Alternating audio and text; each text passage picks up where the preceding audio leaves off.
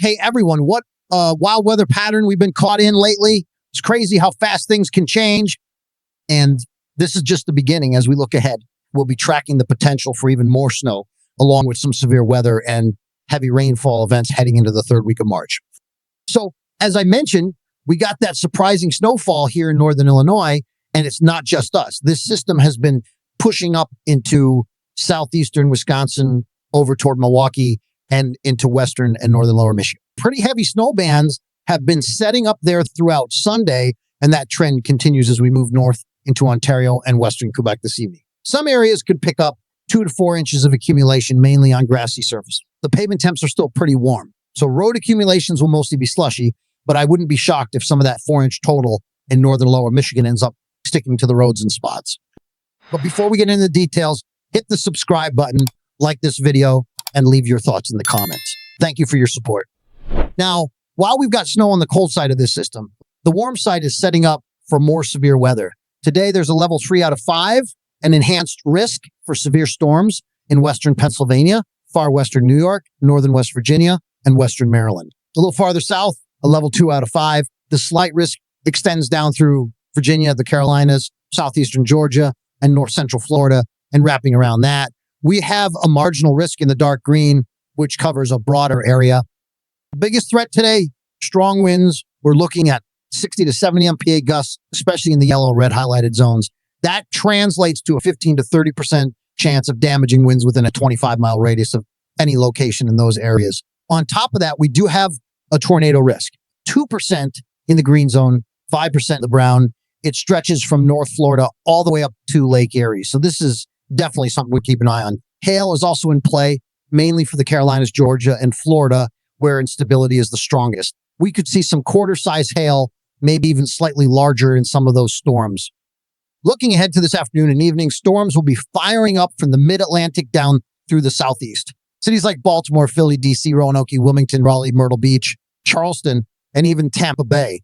These areas could all see stronger thunderstorms moving in. By tonight, those storms will march off the coast, but we're still looking at some very heavy rainfall from Trenton up through New York City, Long Island, Hartford, Boston, and into Portland, Maine. It's going to be a long night of steady rain, and that continues into Monday. Rainfall totals could stack up quickly, with some places picking up 1 to 4 inches. That's enough to trigger at least some minor flash flooding, so keep that in mind. Now let's talk about this temperature roller coaster. Today, Sunday, March 16th, the cold front is bringing snow showers to the western Great Lakes and Midwest, keeping temperatures locked in the 30s and 40s. But as we head into new work week, everything flips again. By Monday, March 17th, we'll start warming up as southwest winds kick in. The coldest day will be out west and across the southeast, especially in Florida, but for much of the Midwest, Ohio Valley, and even parts of the Northeast, temperatures will be climbing. Check this out. By Monday, areas that saw snow today, completely different story. We'll be at 60 degrees here in northern Illinois, and that 70-degree line will stretch all the way up into South Dakota and southern Minnesota. And if that's not impressive enough, by Tuesday, mid-70s return to Iowa and northern Illinois, 60s reach into Wisconsin and lower Michigan, and we're talking mid-80s across Kansas and Oklahoma, with some 90s popping up in western and southern Texas. Then another strong cold front rolls in midweek, dropping temps again, only for them to rebound by Thursday and Friday. It's a wild ride. And that brings us to our next storm system. By midweek Wednesday, we're tracking another big one moving across the central U.S. You can already see the snowfall stacking up in Oregon, the higher elevations of Idaho, western Montana, and Wyoming. Heavy rain is setting up along the Pacific Northwest from Portland, Eugene, down into northwestern California. And this system is shifting south, meaning places like the northern Sierra and parts of central California could see some pretty decent precipitation. Up in the mountains, of course, that means more snow, while the lower elevations will be getting rain.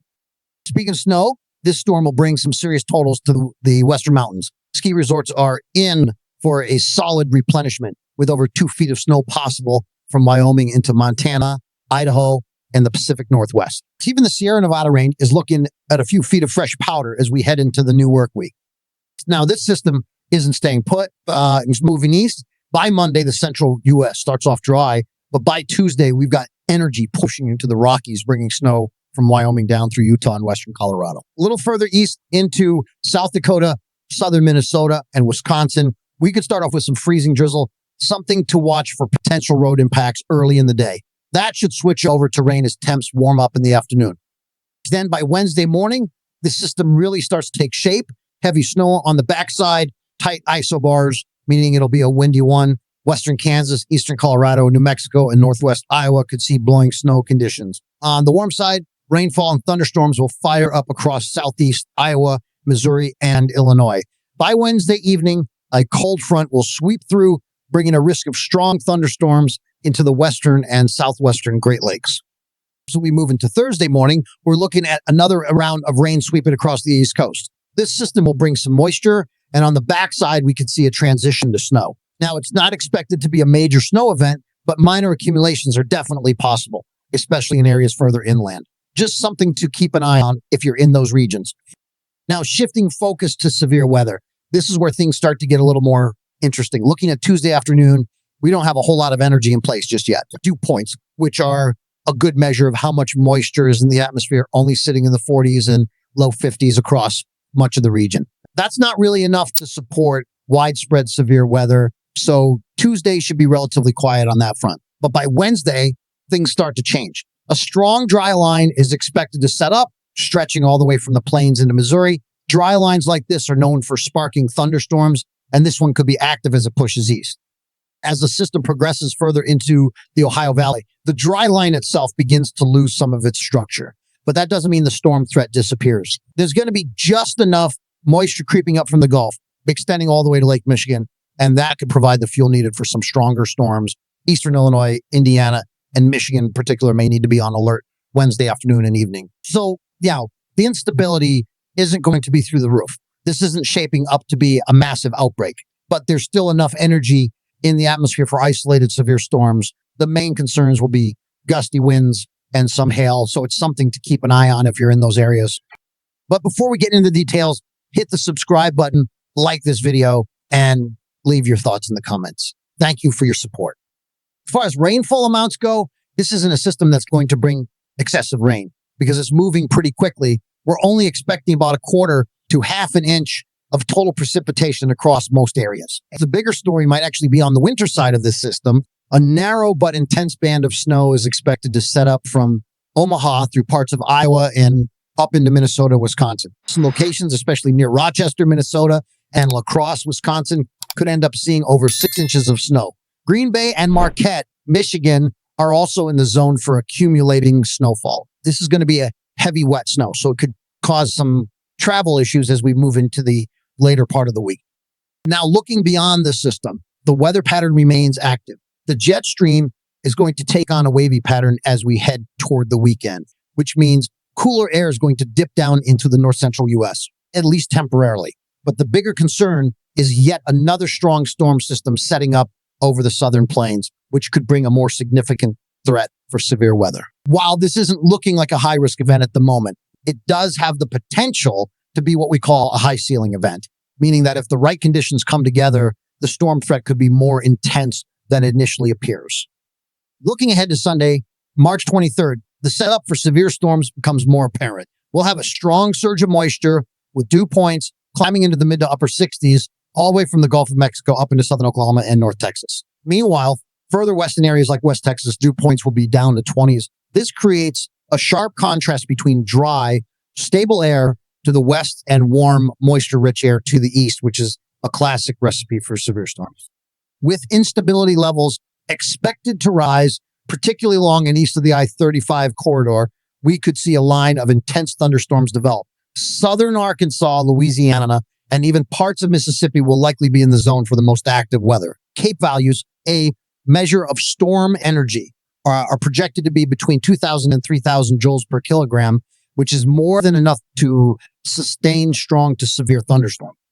By Sunday morning, we could see some scattered storms developing across Texas, possibly producing some hail. But the bigger concern will be later in the day when a more organized line of storms, what we call a mesoscale convective system, could form and start pushing eastward. Cities like Tyler, Houston, and Waco in Texas, as well as Shreveport, Monroe, and Lake Charles further east, could be in the path of these storms. By Sunday evening, that line of storms will likely continue eastward into parts of Mississippi and Louisiana, impacting areas like Baton Rouge and Jackson.